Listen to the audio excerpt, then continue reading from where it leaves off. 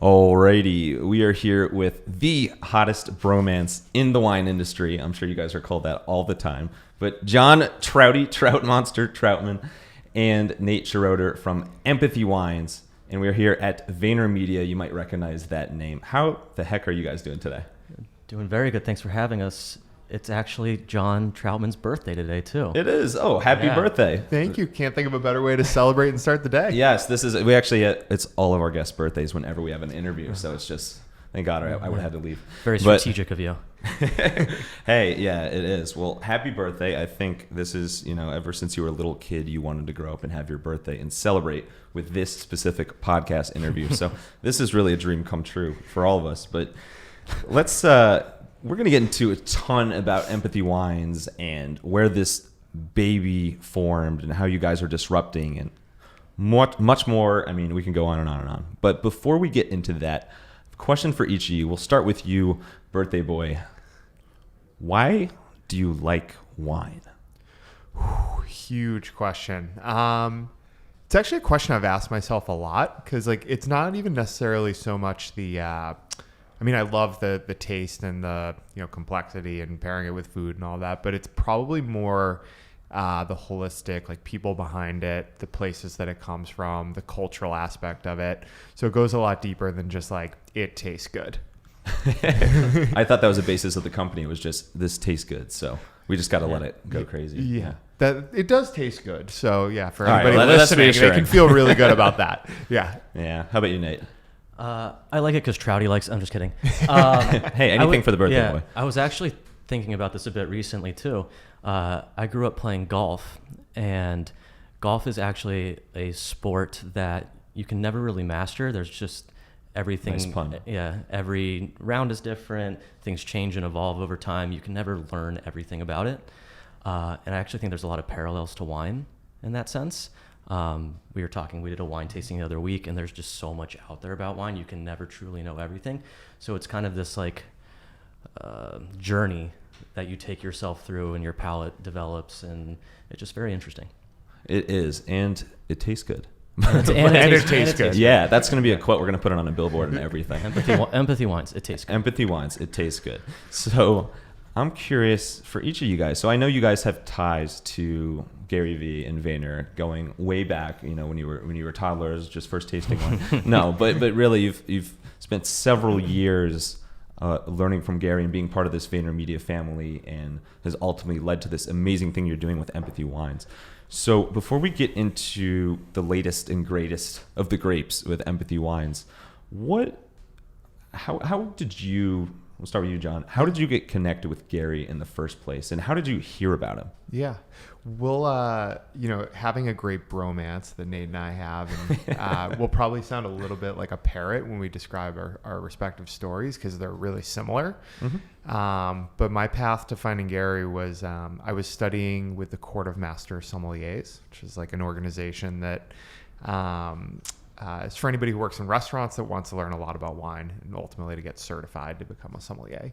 And one late night after working a shift at a restaurant, I was searching how to train your palate in order to taste wine better, and stumbled across a whole lot of videos of this crazy guy in New Jersey who would set up a camera every day and taste wines on the internet in the earliest days of YouTube. And I'll spare you all the details, but after a couple Twitter messages to him and a couple of emails later, I ultimately ended up meeting him a few months later at the Boston Wine Expo, and pretty much sight unseen said, hey, if you ever have jobs open, let me know. And a couple months later, I picked up and moved to New York, and didn't really know what I was going to be doing for him. But I first worked at a wine social network called Corked with him. Mm-hmm. And that was a little over 10 years ago today. Wow. Okay. Yeah. So you're just swimming in the pool of wine by this point. Yeah. And Nate, so you mentioned, I'm all for parrots, but still, you mentioned you guys' story is similar, at least how you first got connected. Yep. So what is different about your story versus how Trouty met GaryVee? Different would be Trouty met Gary in person and said, I want to work for you. I sent him an email and said, I want to work for you. Ooh, trendy. Yeah. Yeah. And I interned for Gary at Wine Library a year before Cork started. And then I did another internship, which is where I met Jon at Corked for Gary. And then, we both kind of just followed him as his career evolved and developed, and he started VaynerMedia. But other than that, pretty parrot-like. It all goes back to the parrots. Yeah. Shout out Toucan Sam as well. Anyway, so I want to, believe it or not, talk about wine and empathy wines. If you guys are okay with it, you probably, I don't know if you've ever had wine in your life, but so empathy wines, you guys have created a monster, and it's still very, very early in the life of empathy wines, but you have had a hell of a start, and you have such a disruptive approach and unique approach, especially for the wine industry that goes back so many years. I mean, I don't, you could tell them I didn't invent wine, so I don't know when it was first around. But anyway, it goes back a long time, and you guys are adding so many new ideas to this world. So to start off here, where did this baby of an idea for empathy wines come from in the first place? When did you know that you were actually going to start a direct-to-consumer wine company? Yeah, I think it's been quite a few years in the making. Gary, both Jon and I worked at VaynerMedia for about 7-8 years full time, and Gary knew the whole time that we didn't want to work at an agency forever. With our wine backgrounds, and he knew the passion that we had for wine, that eventually starting a brand together would be a very cool thing for us three with our relationship. Yeah. And probably start doing something in the wine world makes a ton of sense. Meanwhile, we saw at VaynerMedia that works with all these huge CPG companies, that all of these DTC brands were starting to pop up and taking a little bit of market share and really getting on the radar of these huge companies. And so we hired a ton of smart people at VaynerMedia that knew how to build a 1,000-person international agency better than we did. And I think we were just sharing a glass of wine, and we're like, let's do it. It was a very kind of easy, logical conversation at the time. So this is a really organic way to really start something. You guys literally came up with the idea, or at least agreed upon the idea over wine. That's how it all started. Yeah, and it was a kernel of an idea. We spent a lot of time then doing a tons of homework. I think as much as we knew a lot about the industry and a lot about e-commerce marketing, we spent several months in the upfront figuring out what the exact model was before diving headfirst into it. So did you guys pitch this to Gary, or was he in from the beginning? How did that whole dynamic work out? It's funny, and it wasn't that long ago, and yet I don't know if I could tell you an exact moment when we all landed on like, hey, we're doing this, and this is how it's going to work.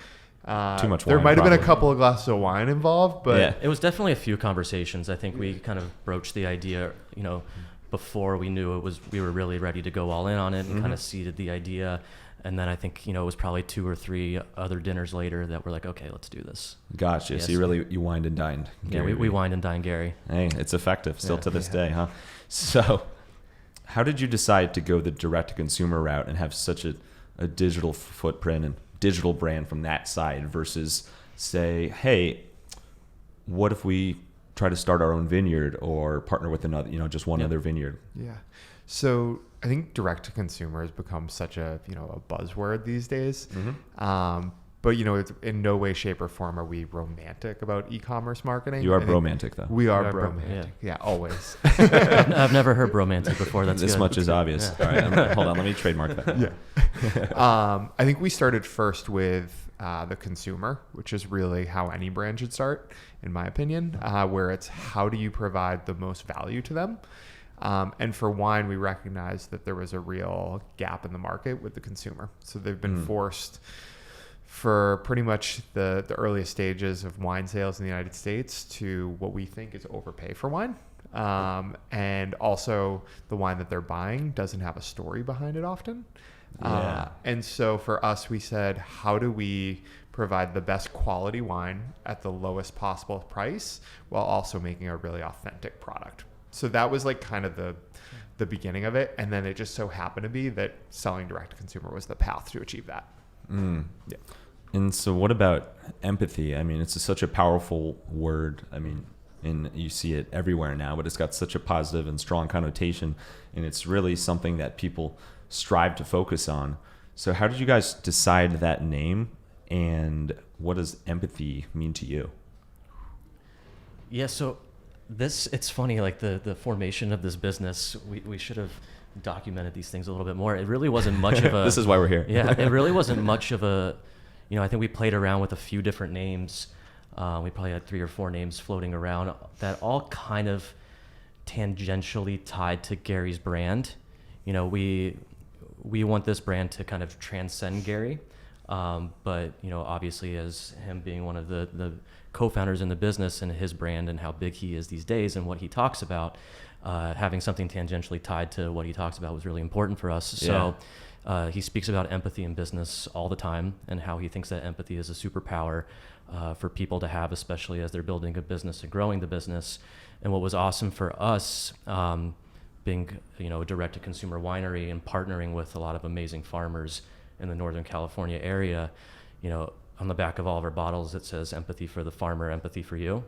And so for us, it's, really telling the stories of these farmers and helping to build their brand and being almost, a part of their team in some way, while empathy for you, getting the customer the best bottle of wine that we can for the price. And you guys do, like, if you check your website, it's empathywines.com, correct? Yep. If you check your website, good. I was like practicing. I was practicing that over and over again. If you go to your website, you really, just by, after you fill in your birth date, of course, just by taking a few seconds, you really get such an amazing understanding of your brand and the story behind it. And I think what's so cool about what you guys do is you obviously celebrate the consumer and try to make it as easy and as minimal friction as possible for the consumer that's ultimately buying the wine. But you guys also celebrate the farmers and you celebrate these winemakers that you partner with. So how did that come about, that you figured out it was important not just to focus on the front end and the public side of things, but also the actual grapes and where this comes from in the first place? Yeah, I think, even removing ourselves from wine and just looking at, food and beverage in general, more and more consumers are actually starting to care about where their source comes from. And so on top of that, we looked at wine as a category then and realized that outside of it, like the very, very high end levels, you don't really hear much about the farmers, the people who actually frankly are the most important part of the equation to making a really good shots wine. Fired.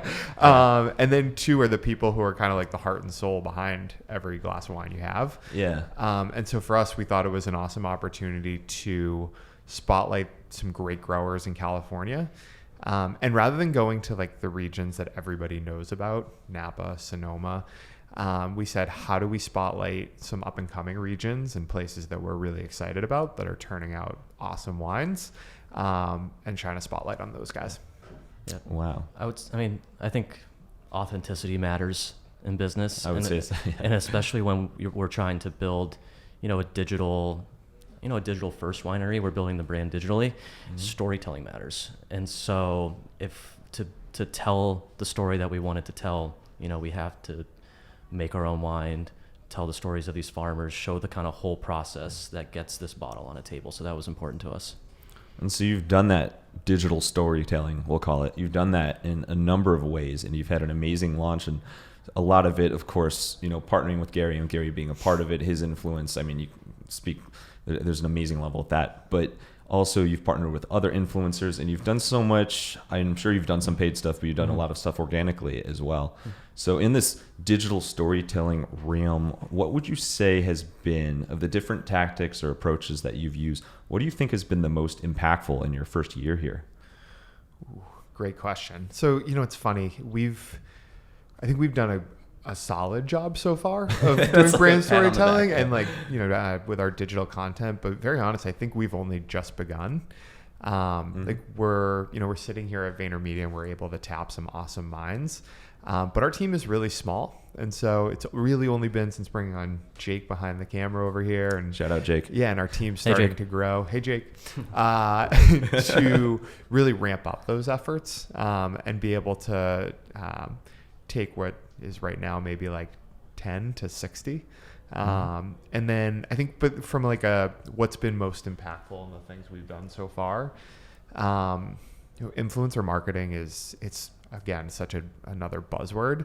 Yeah. But for us, it's been incredibly impactful, and it's probably a place where there's a huge area of opportunity for brands, even still. Yeah.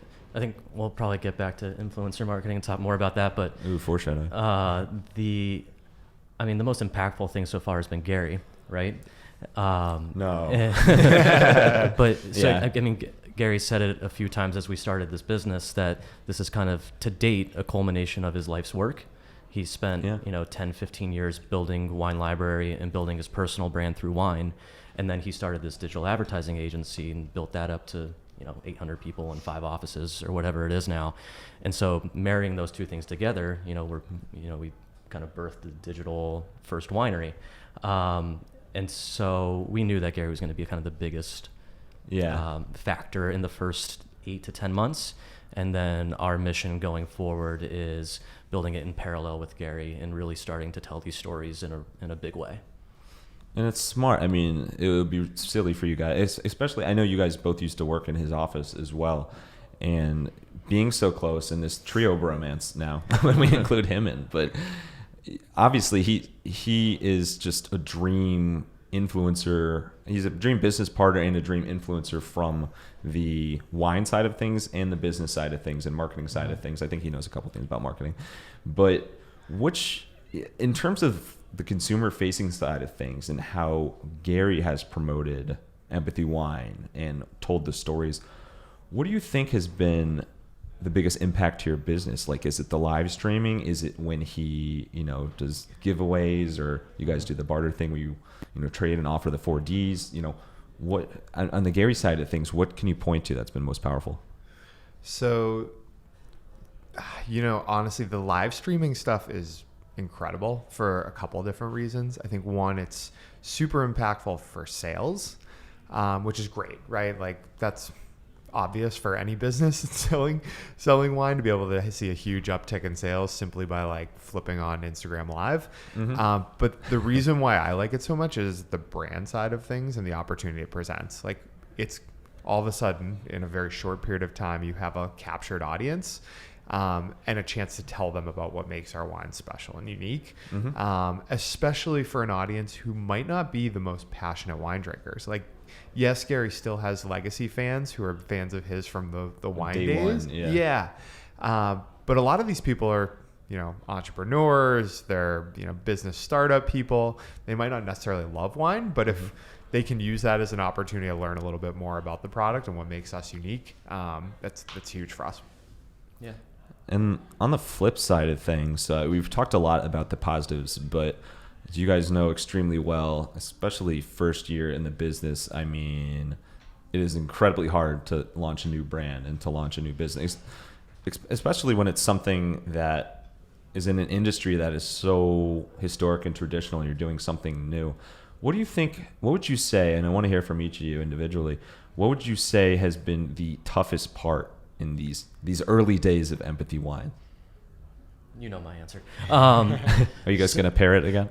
I don't think so. Not on this one. I'll try to give you a different answer. Yeah. So perfect.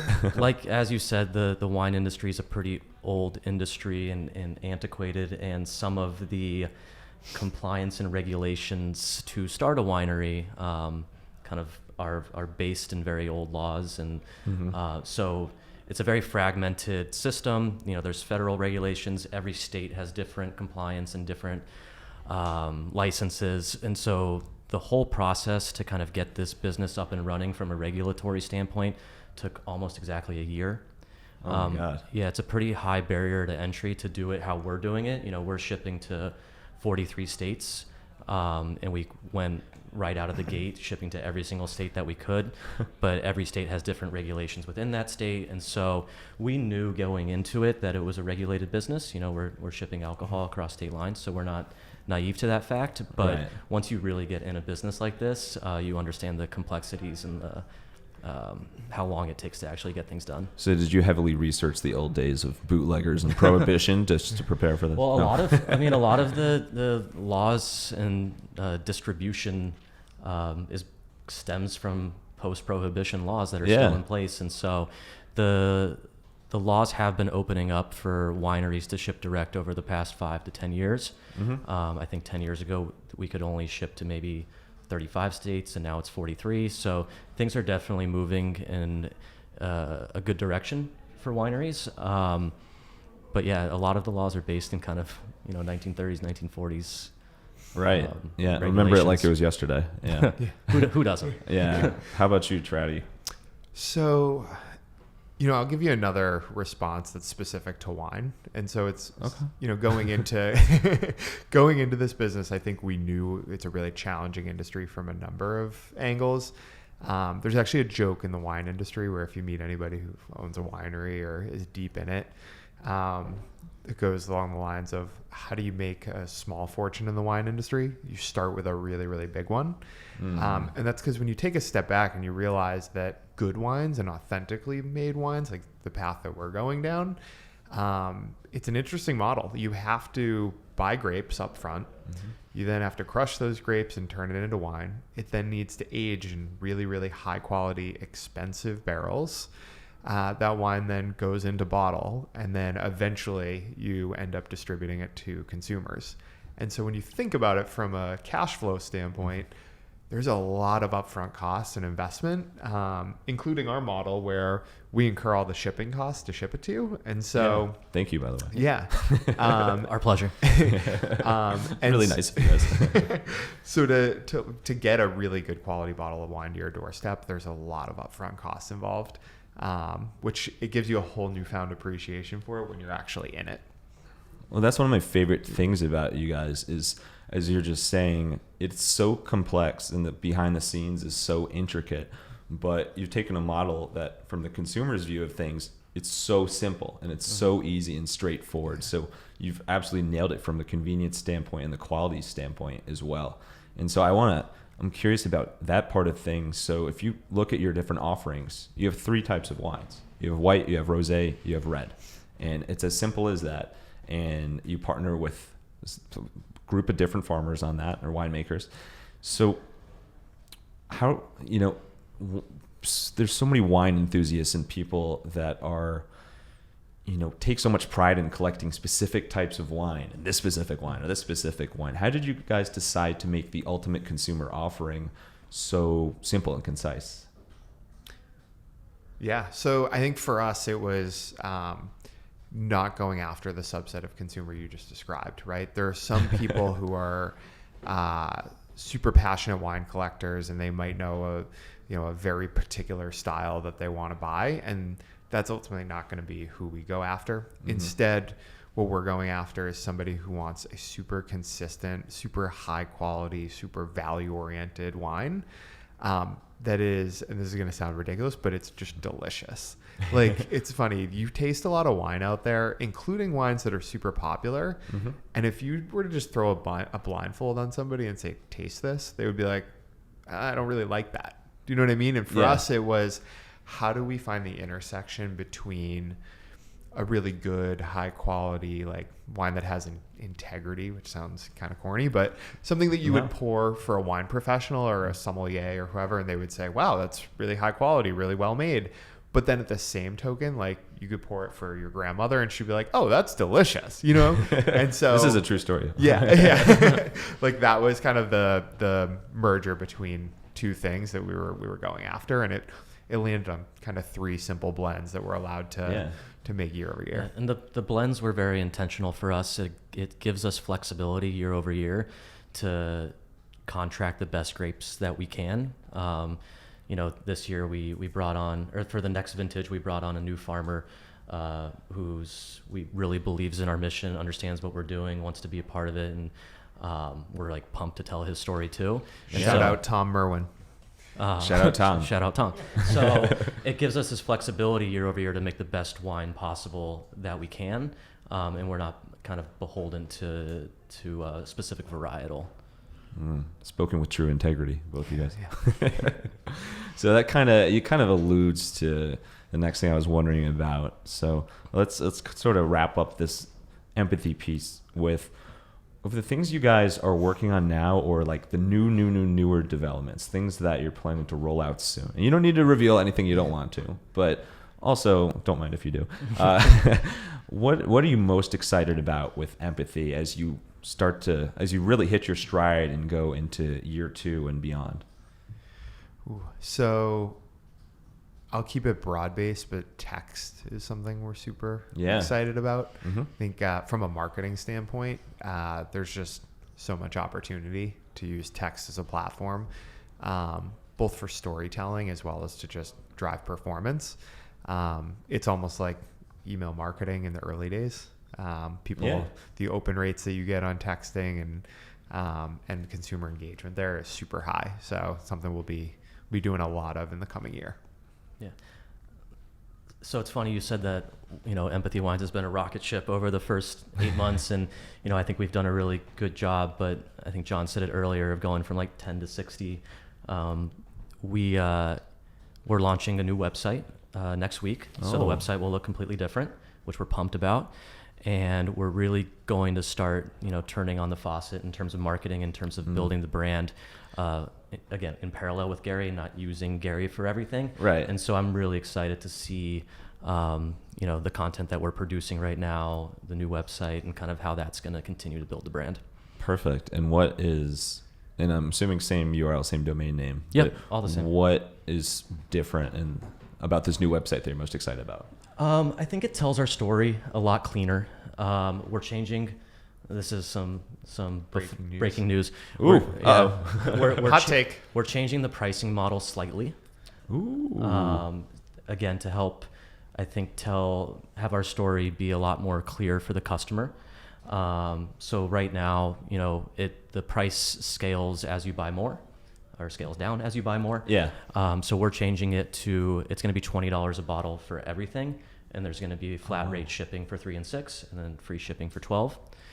Just because, it's just a much clearer thing. We're trying to make a $20 bottle of wine that would cost you $35 or $40 in your local liquor store.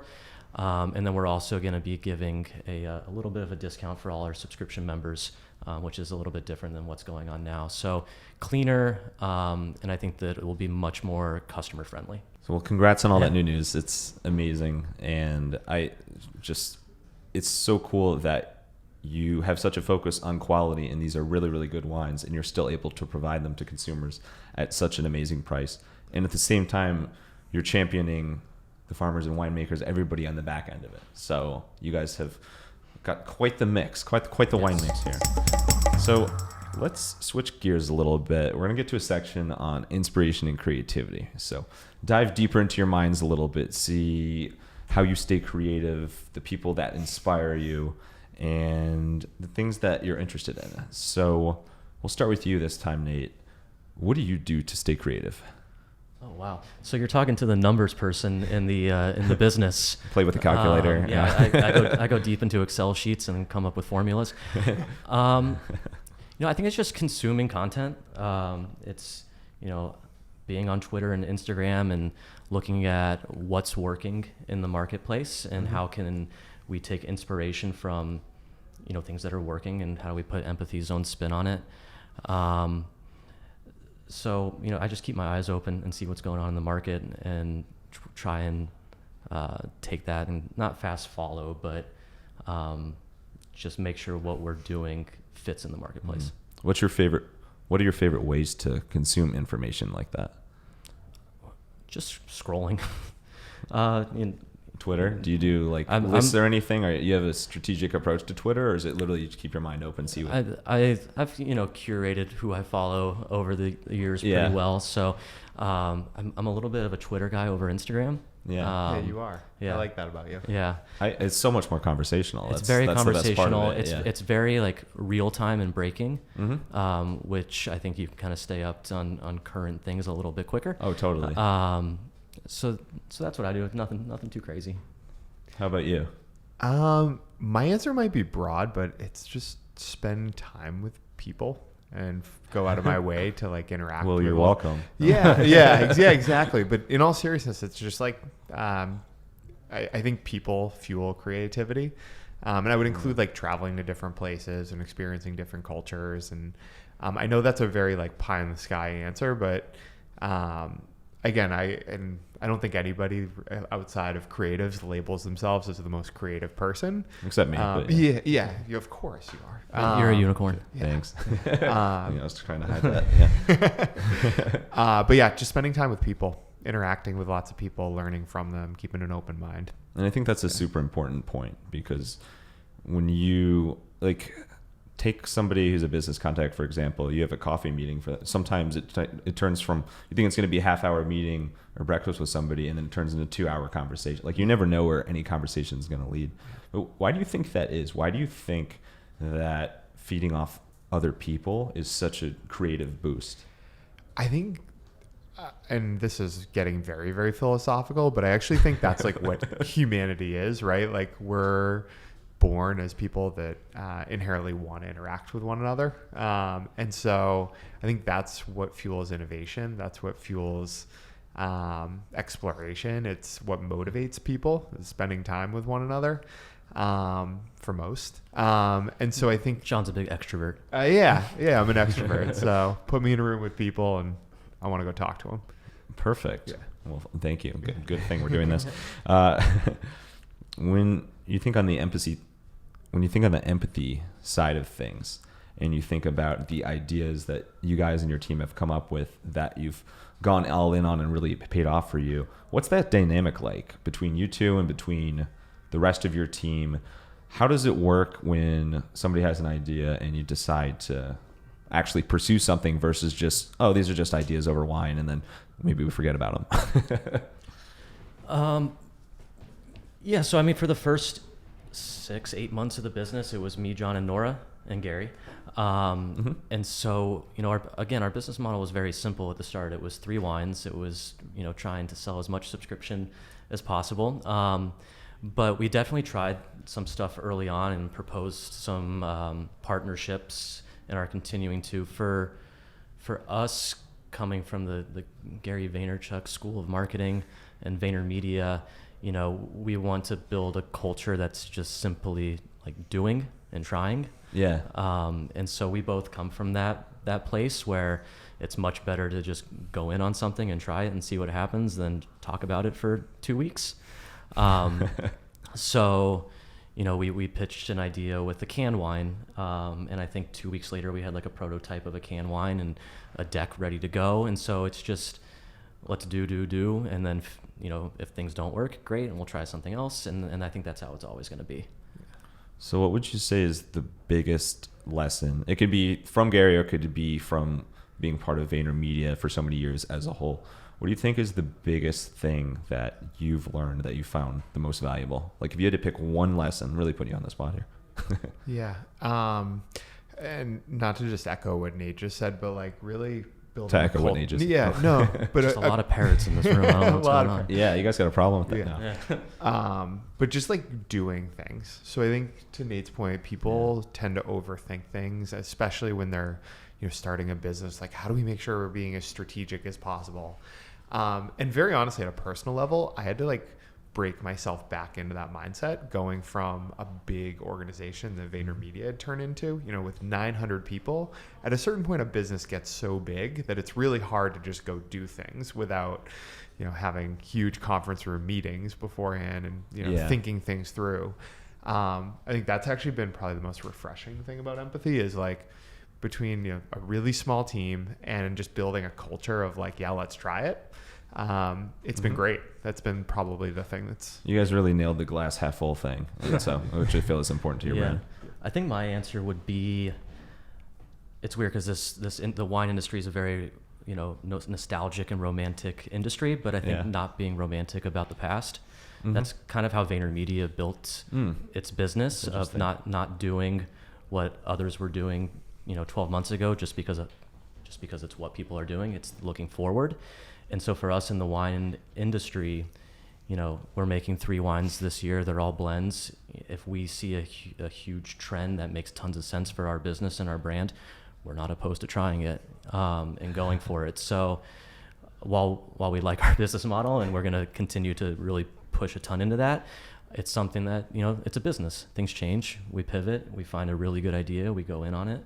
And so it's just not being romantic about the past to build the future business. That's fascinating to me. And I mentioned your guys' bromance, and I say it jokingly, but also there's a serious aspect to it as well. But it's so unique that you guys are in this romantic industry taking a non-romantic approach. So you guys are really out of the box with that. I love that. And what do you guys do? What do you like to do outside of work? So when you're not focused on empathy, which I'm sure you probably feel like you haven't slept over the past couple of years and you're constantly thinking about things, but what do you like to do outside of things in addition to, you know, going into random rooms and talking to people? I take Trouty to get glasses of wine and It's very cute. Yeah. Light candles. I play golf on the weekends sometimes, which is nice. New York's challenging weather-wise to do that year-round. But I play golf, go eat good food, and then just work. When I'm not working on wine, I'm usually drinking it. So that I like to play golf with Nate. I could have saw that. Yeah, that's true. Yeah, I'm not nearly as good, but I try. I like to spend time with my girlfriend. I like to explore New York. I don't know. Those are the things that keep me busy. Is this fun? I like to spend time with my girlfriend too. Oh, perfect. I need to throw that in there. While we're on this topic, Shout out Tess. Shout out Tess. Yeah. While we're on this topic, I like to spend time with my girlfriend Dana as well. So shout out Dana. All on the same page. Yeah. So let's get to a fan favorite segment. There's going to be billboards about this too. Fan favorite segment called the Wild Business Shout Out of the Week. The Wild Business Shout Out of the Week. Wild Business Shout Out of the Week. This is where we talk about a recent campaign or trend, something that caught our attention. And you guys are so in this marketing and entrepreneurship space that I'm fascinated to hear what you guys have to hear. But you kind of alluded to some influencer stuff earlier. You guys want to talk about that for a little bit? Yeah, so we're really diving in. We started, we shipped our rosé in March, and we sent a bottle of our rosé to about 400 influencers, not asking for anything. You know, most of them were fans of Gary's. We just wanted to get it into their hands and have them try it. And so we're going to go a lot heavier into influencer marketing over the next 6 months. We see it as not only a distribution, a way to get really good distribution, but to continue to become more culturally relevant, which is important for us. And so we're really looking into the models of like Co-Watches and Bang Energy and Ignite. Yeah. And how do we build Empathy's version of that in a really authentic way? I think people can be a little bit, not jaded, but when they look at those campaigns, you know, it seems a little forced at sometimes, but how do we do it in a really authentic value add way to these influencers? Yeah. What Trouty, to you, what stands out about this influencer marketing that is most appealing to you? Yeah, I think, so I think to Nate's point is, you know, when you look at a lot of brands and what their approach to influencer marketing was in like the earlier days of, you know, Instagram and other social platforms, it was, how do I get as much scale as possible and work with the influencers that have amassed followings of 500,000, 5 million, 10 million followers. You're talking about me, but yeah. Yeah, exactly. Guys like yourself. Thank you. Get the product in their hands and then let them just share in any way, shape, or form. And to Nate's point, like, consumers are smarter than I think marketers oftentimes give them credit for. And so while that maybe worked in the very, very early days, after a while, it got so commercial that it just became overtly commercial. And so for us, it was, how do we take a step back and rethink what that means? And in many cases, it might be building communities and almost like an ambassador program of people who genuinely love and stand behind your product, rather than just going to Kylie Jenner or whoever it is. Although I'd love to get Kylie some rosé. If she wants to be an empathy ambassador, she's welcome. Kylie, do you have a quote for? No, and for us, you know, we did that kind of early influencer lightweight, and we really realized that to make it successful, they have to kind of be somewhat invested in your brand. You know, a story on Instagram as a one-off doesn't build too much awareness or really sell products. So we need to, I think what's exciting us about the influencer side of things is building a lasting partnership with, 200 to 500, however many it turns out to be, that stick with us for the year. And it's a continuous push from the influencer side. That's what's really exciting, instead of just like a one-off influencer play that you might get a bump in sales one day. How do we create a program that's sustainable? And I think it's a really good way to go about it. And this influencer space is growing like crazy, and these social platforms aren't getting smaller. So on the side of somebody who is seeking influencers or looking to dip their toe in the wine pool of influencer marketing, how do you guys plan to go about it and reach out to these influencers? What advice can you share from that regard? Obviously, it helps to have connections, but as far as the actual message that you do when you pitch them on this or send them stuff, how does that work? Yeah. Yeah, we're working on developing the program as we speak. We have the very fortunate circumstance of having Gary behind the business. Oh, you do? No, I'm just kidding. So, he has a pretty large database now of influencers that follow him that are interested in our project. Has to be, yeah. Yeah, so I think we have it a little bit easier, but we are, putting together kind of a pitch deck of sorts and sending it over to them of what this looks like, what we're kind of asking, what they'll get. Gotcha. We're DMing them, hey, this is Nate from Empathy Wines working with Gary. Really love your profile. We're doing this program. We're going to send you an email. Check this out. So I think for people trying to do it on their own, it's identifying who fits your brand, and how can you, whether fiscally or in other value, really provide value to them that makes them want to stick with you for that year. And it's incredible because it's not just, Instagram DMs we know can be super powerful from a networking tool and a business tool. But from what you're saying, it's clearly not just a random DM or, take a few minutes and DM somebody. It's clearly thought out here, and you even have a pitch deck for it. You're so prepared. Yeah, I think if you want to get a one-off, hey, can you post this? We'll give you $500 or whatever it is. I think that can probably be done pretty quickly. But if you want to develop a relationship with these people and have them be an ambassador and spokesperson more or less for your brand, you need to come to them with, what are they getting? How is this valuable? How can we add value to them? Perfect. So what I'm going to do right after this interview, I'm going to DM Kylie and offer her $500. And I'm sure that will work. Yeah. I think that you'll get that 5 million followers quick. Yeah, perfect. Well, this is the interview that changed it all. So let's get to a unusual segment called The Unusual. And so this might sound unusual. I'm just going to say unusual as much as possible.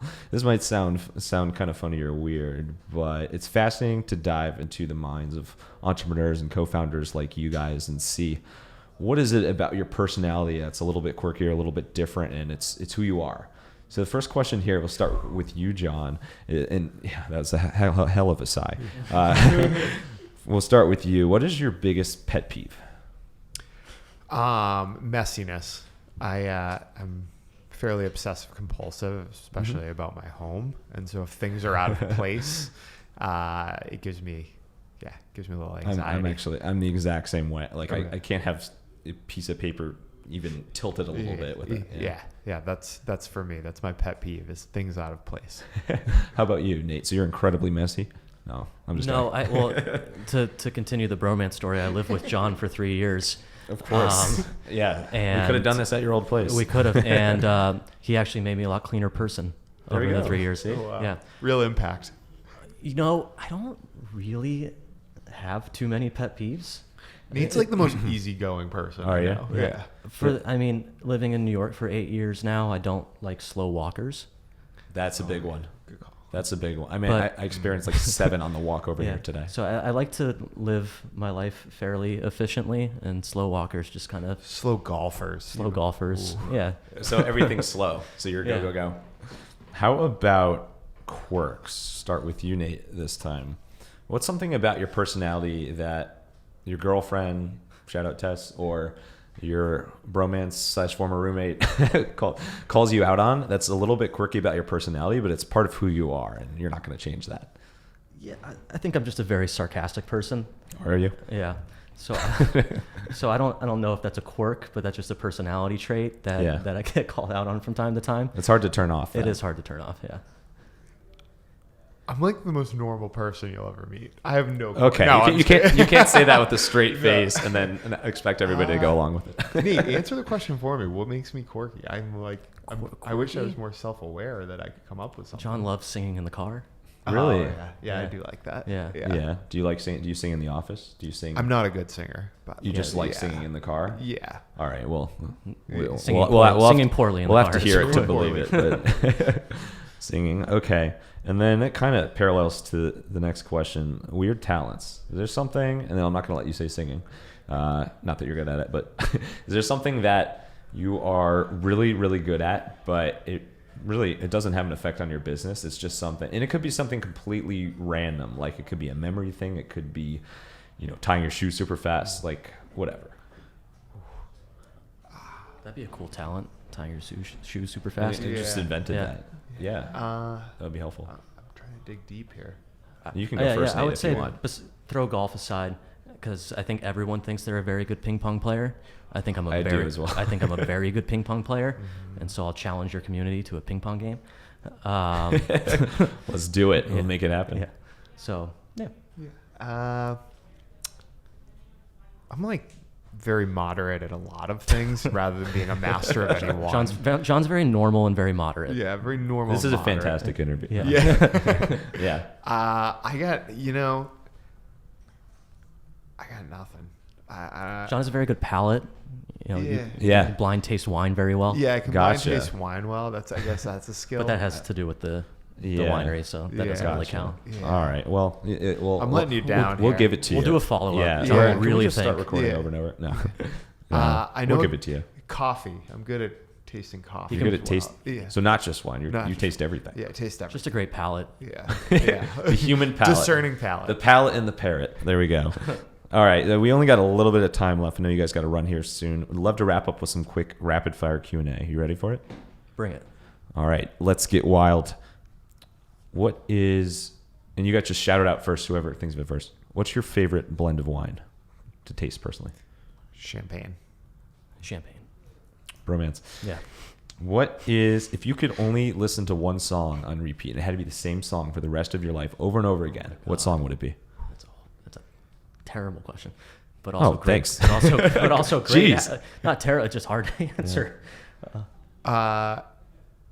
You know what? Billy Joel came to mind. I don't know what song, but I really like his That's music. not a song, yeah. Well, yeah, I listen to a lot of Billy Joel music. If I had to Mm-hmm. pick one, I used to say "Yesterday" by the Beatles, but it's just such a somber song, so Yeah. I don't know if I could. I think it could make me sad if I listen to it over It's and so over. Yesterday. Yeah, but I like it. That's a good song.